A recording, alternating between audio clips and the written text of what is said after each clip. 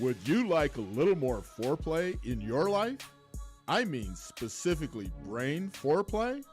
Well, then tune in to the most dynamic host, Dr.Rickperea, performance psychologist to professional athletes and the stars. No failure is final and no topic is off limits. It's time to get real and get your checkup from the neck up.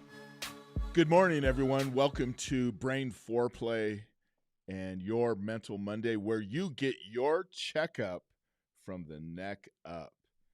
Think about that, people. The checkup from the neck up on your Mental Monday.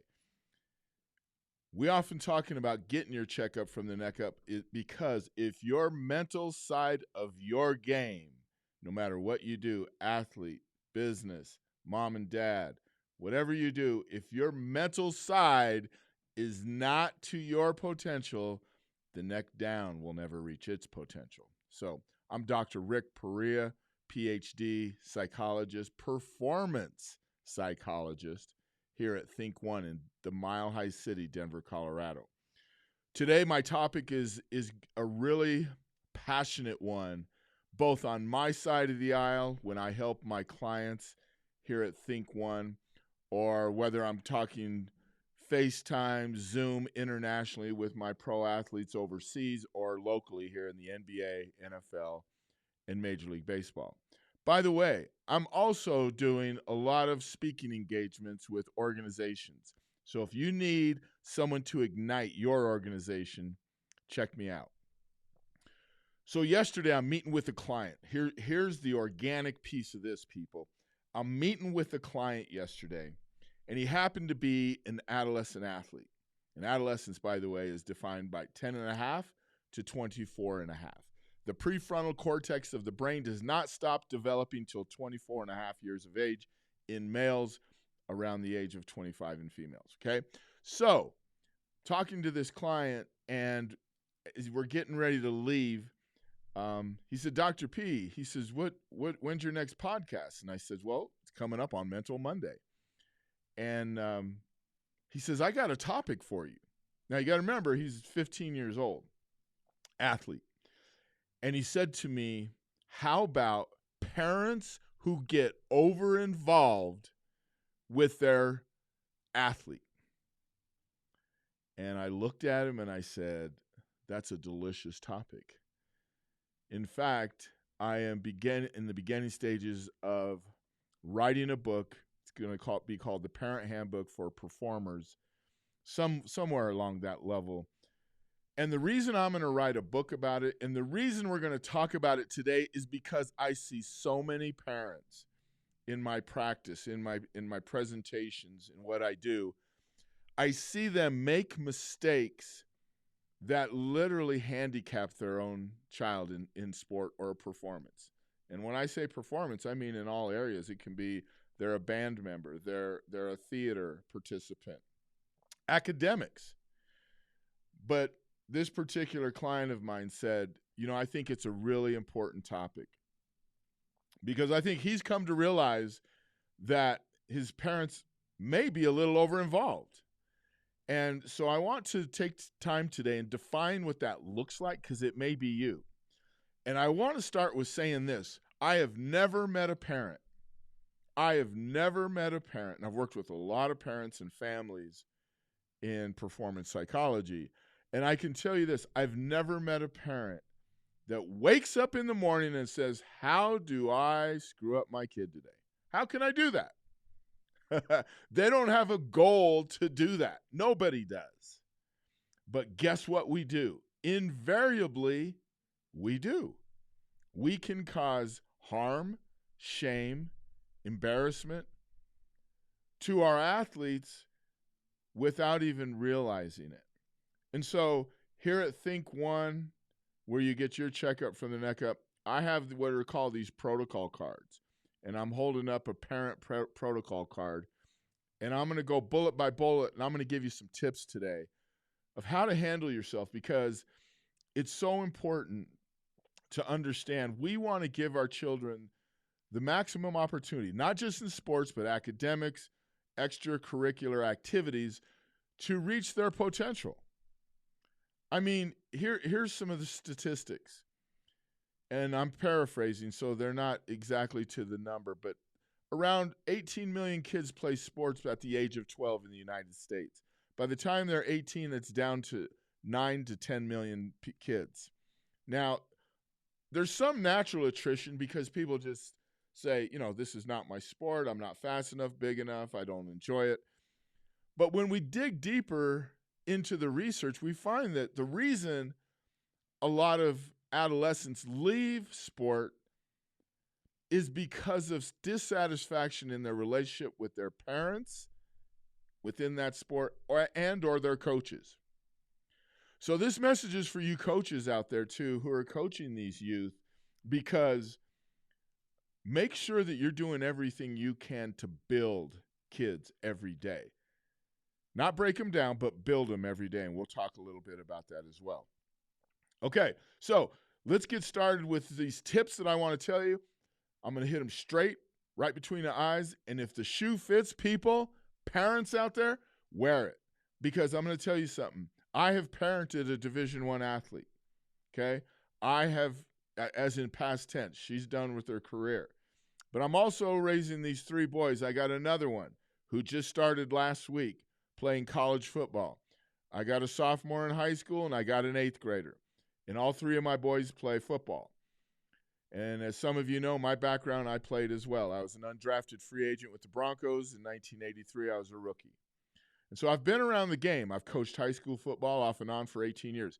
I've been a coach, I've been a player, and a psychologist in the NFL, NBA, and Major League Baseball. Come visit our website. Visit our website at think1foryou.org. Let me tell you something, people. The number one mistake that parents make with their adolescent performers, athletes, instrument players, any kind of performer, theater, whatever it may be, dance, I see is they can get over-involved thinking that they can motivate their kid. We call that extrinsic motivation. Extrinsic motivation doesn't last over time. It won't last in duration because it's fueled by external forces, coaches, parents, girlfriends, boyfriends, rewards. I've had parents tell me, you know what? I promised my kid a pair of Air Jordans if he scored a touchdown. What? No, that's not how you motivate an adolescent athlete. What we really want to do is we want to provide intrinsic motivation, and that's what we call internal motivation. And the only way that intrinsic motivation can be cultivated and developed in an adolescent performer is to allow them to own their experience. I have a pie chart that will show you the division of motivation. And it's a pie chart that will really tell you when people come in to see me, parents/coaches own most of the motivation.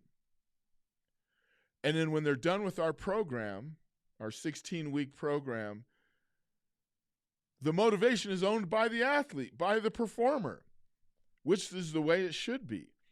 Because you know what? All of us as parents can kick a can down the road. And you kick it, it goes a little further. Kick it, it goes a little further. Kick it, and goes a little further. We don't want to kick a can down the road, people. We want our adolescents, our kids, to be intrinsically motivated. And these tips are going to be how we get you there. Number 1, reward process, not outcome.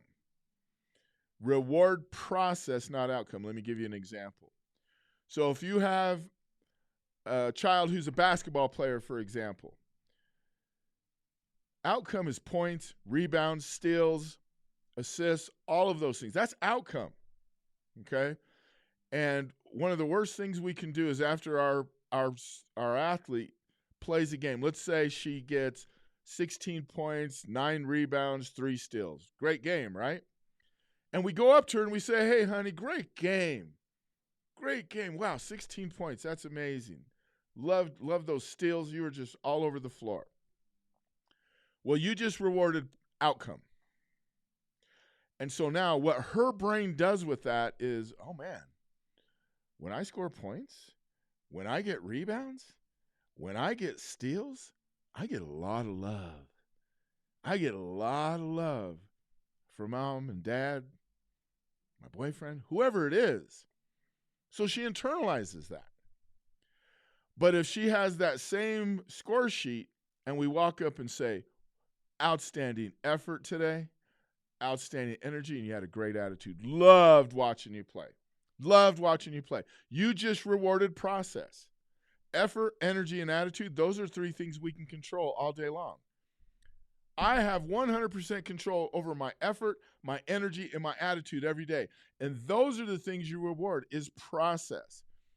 In a basketball player, process is footwork, technique, seeing the floor, dribbling, the things that you can control, people. And here's why it works better. When an athlete, when a performer knows they can control something, guess what happens with anxiety? Yup, it goes down.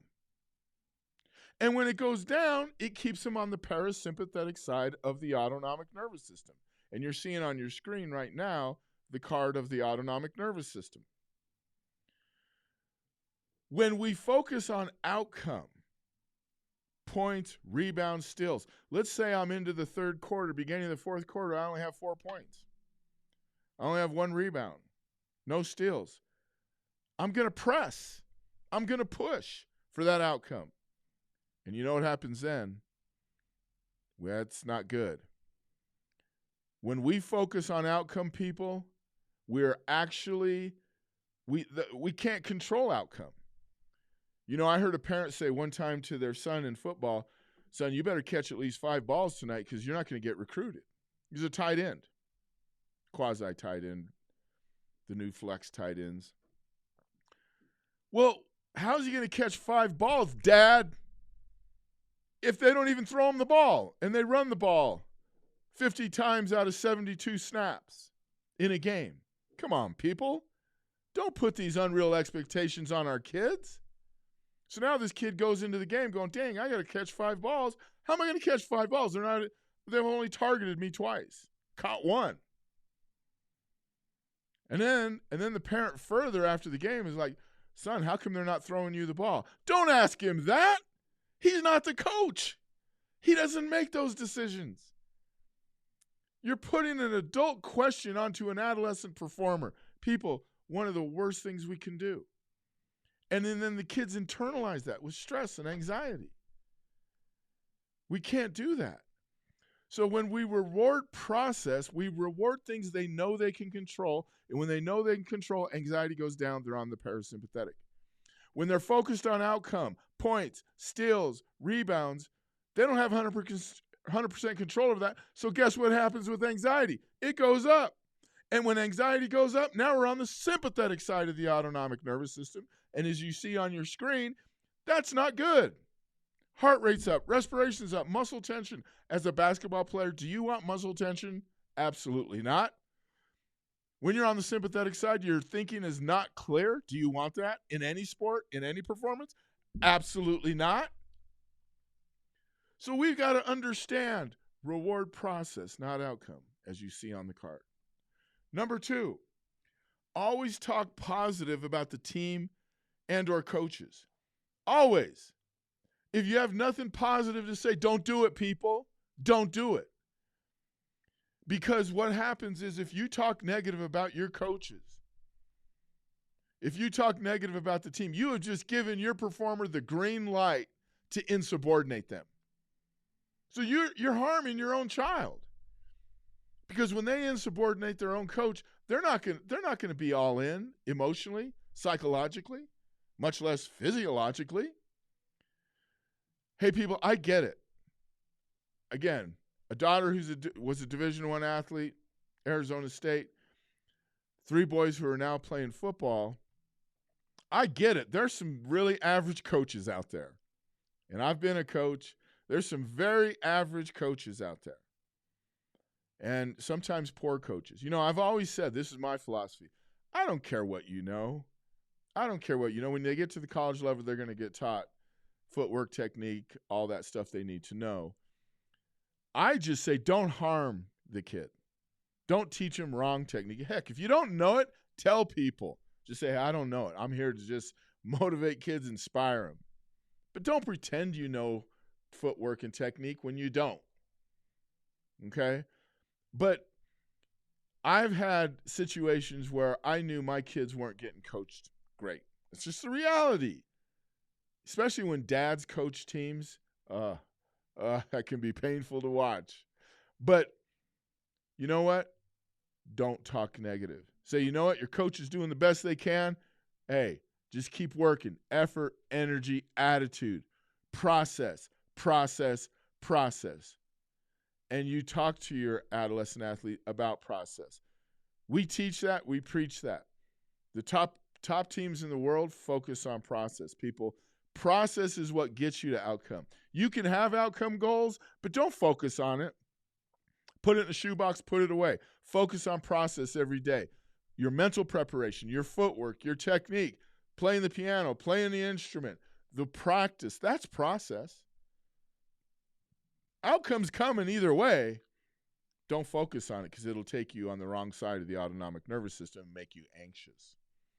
But as parents, talk positively about the team and our coaches. Bite your tongue when you want to say something negative about the coaches. Hey, they're out there working. They're out there doing their best. I can tell you this. When I was a high school football coach, we had 18 coaches from freshman level through varsity.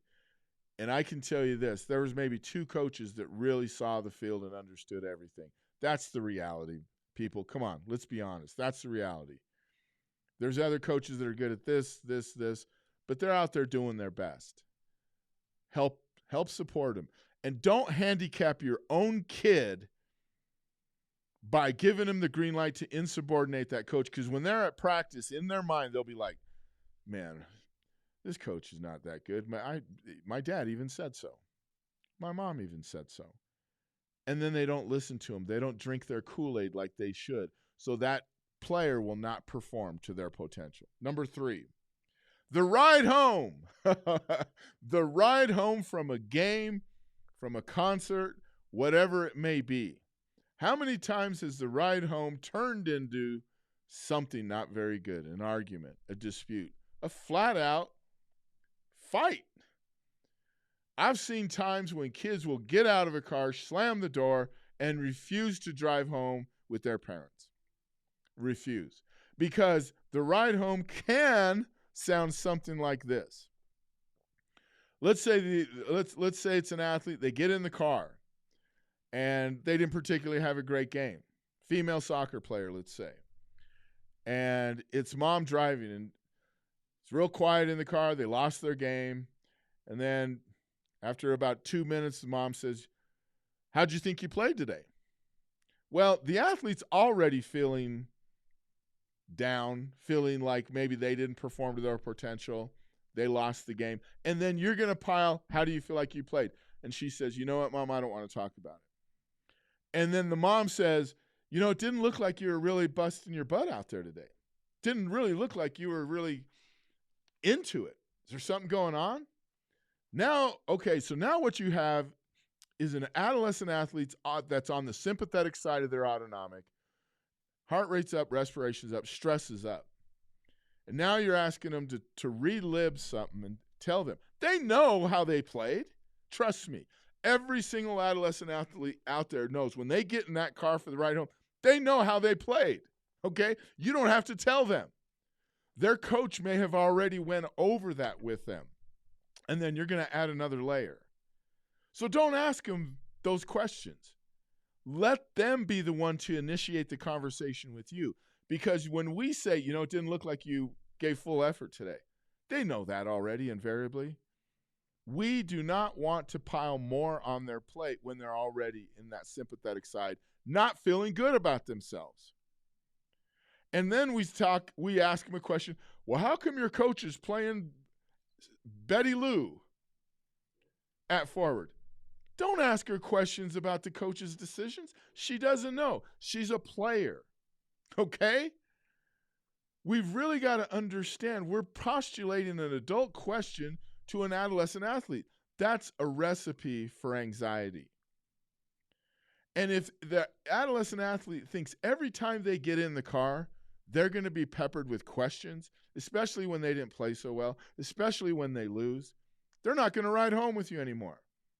And people, I'm telling you, there's a reason why that client of mine yesterday said, I got a topic for you, Dr. P.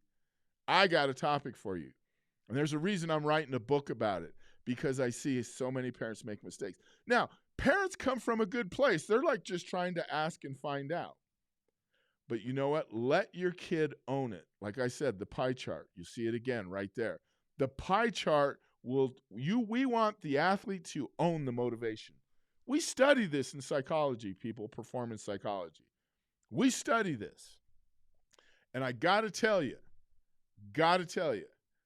we want them to be internally, intrinsically motivated, and they have to own their successes. They have to own their failures. It has to be their experience.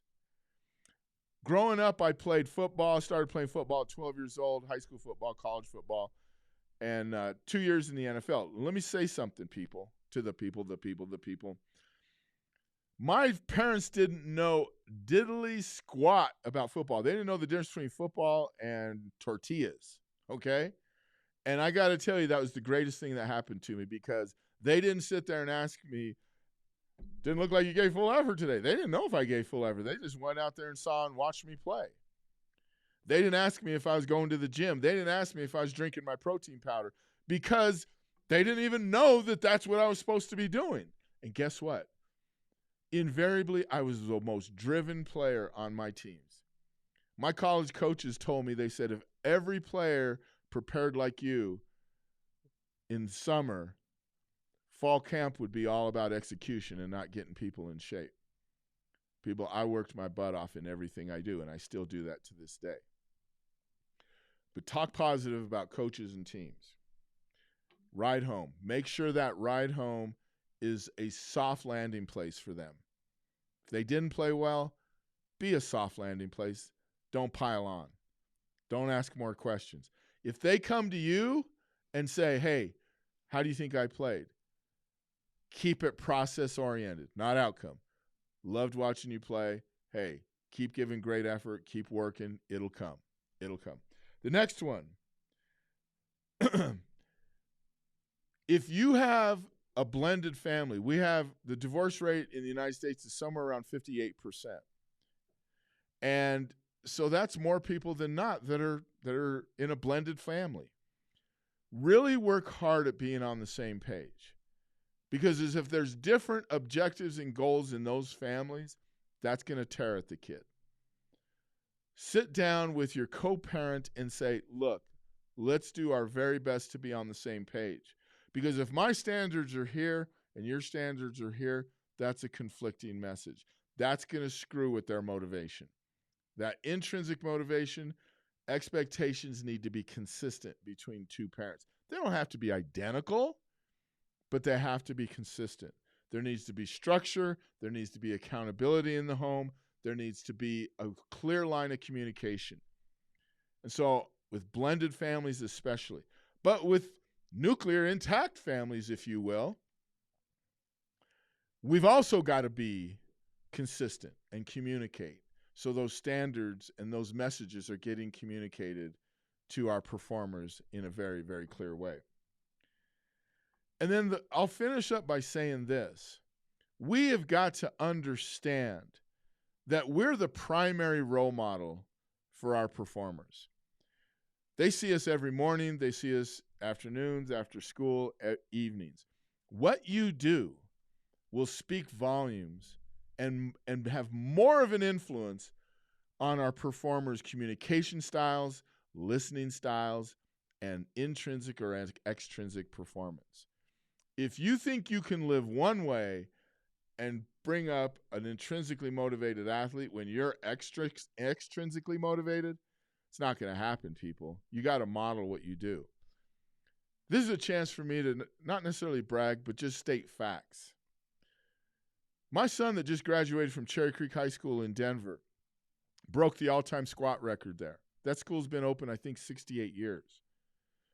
He didn't break it because he's a genetic freak. He broke it because of his work ethic. But I will say this. They see me, well, they don't see me leave because I leave at 4:30 in the morning to go to the gym every day. Every day, people, okay? And I get back at 6 a.m., that's when they're getting up. They watch their dad do that every day. That's modeling. I'm not saying, look at me, I'm great me, but I'm just saying that's what modeling does. You don't tell your kid, hey, go to the gym. Hey, drink protein powder, and you're not going to the gym or you're not exercising in some way. People, be a model for the behavior you want in your adolescent performer. My rising sophomore, he'll be a sophomore next week, in fact, at Cherry Creek High School. He squatted 500 pounds as a freshman. Again, not because he's a genetic freak, but because of his work ethic. And then I got my 8th grader sitting right here, Drakey, the achy Drakey heart, is what we call him. He's in the gym with his big brothers every day. And he's building, he's the wolf climbing the hill, always working. People, all I'm saying today is I'm not saying your kids have to become All-Americans, have to be the best on the team, have to be the best academic, 4.6 GPA. I graduated high school with a friggin' 2.9 GPA, and I have a PhD, people. It's doable. Don't freak out, parents. They don't have to go to this school, this GPA to always have success. Let's be real, okay? And let's be real with our kids by loving them, rewarding process, understanding the difference between process and outcome goals, understanding the ride home, what that's about, understanding that we have to be a soft landing place, a loving place for our adolescents, and then really modeling a lifestyle that we want for our children to go forward. People, we have 100% control over 3 things every day. 100% control over 3 things, no matter what happens to you in your life. Effort, that's at a specific task. Energy, it's like, yeah, baby, let's go. Energy, positive. And attitude, your mindset. You get to choose your mindset every day. How are you going to show up? I don't care if you get in an automobile accident on a Monday morning on the way to work. You get to shape your thoughts, or else those thoughts are going to shape you. And I'll end today's podcast by saying this, people. You see right here to the right my book, Decision Point, The Moment Leaders Are Born. It talks about trauma and tragedy and how you can turn that into beauty. My brother was murdered when I was 7 years old and he was 18. Statistics show when you are a victim of murder in your immediate family, you will either perpetrate or be another victim of murder sometime in your life. You can take a left turn instead of right turn. A lot of people take left turns. People, I've chosen to go right. I'm not perfect, but I'll tell you what, I wake up every day and I give full effort, great energy, and have a great attitude. That's a choice with my trauma. There's 5 stories in that book about trauma, tragedy of people that overcome things like suicide, cancer, murder. People, we get to choose. Build a beautiful relationship with your adolescent performer. Don't hamper it. I know a Hall of Fame player. I won't even mention what sport, won't even mention who it is, obviously. Their son is 35 years old now, and they don't even have a relationship with him because of this kind of stuff. Rewarding outcome instead of process. They didn't know. They're a Hall of Fame quarterback, and they didn't know. That's why I'm writing this handbook for parents of performers. People, I love you, trust you, and believe in you. I will say this. You can get your podcast here at Brain Foreplay, where you get your checkup from the neck up on Mental Mondays. Go out and love 10 people today, people. I love you. Don't forget to join us next week. Same place, same time to get your checkup from the neck up. Fortified by Foreplay. That's Brain Foreplay. And please remember to subscribe to this channel wherever you get your podcasts.